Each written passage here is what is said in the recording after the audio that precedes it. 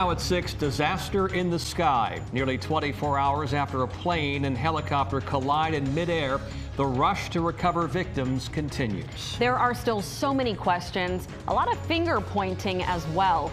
Tonight, live team coverage of this tragedy in the nation's capital.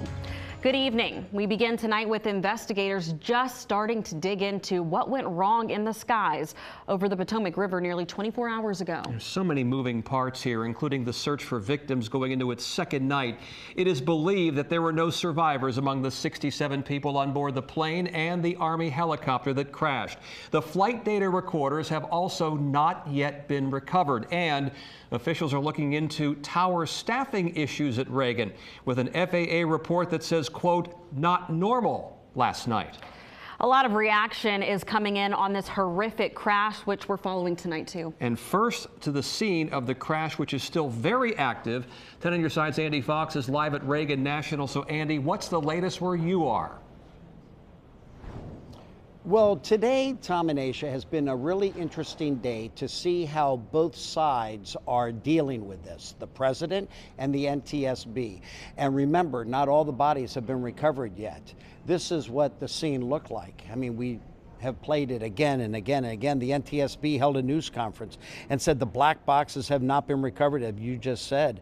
They said the investigation is not just what happened, but how it happened. The investigation preliminary report will take about 30 days, which will make recommendations to make sure this doesn't happen again. This morning, President Trump held his own briefing and was candid where he thinks the responsibility lies.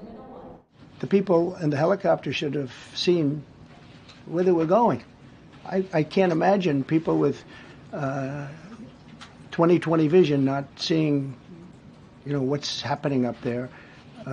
Again, they shouldn't have been at the same height. We do have information, we have data, we have substantial amounts of information. We need to verify information. We need to take our time to make sure it is accurate. That's best for you. That's important for the families. It's important for legislators who are seeking answers. So you can see how this is starting to play out. Now, our own U.S. Senator Tim Kaine, about a year ago, expressed concerns that the airspace here has too many planes in it. And he feared that something like this would happen. And sure enough, it happened last night at Reagan National Airport. Andy Fox, 10 on your side.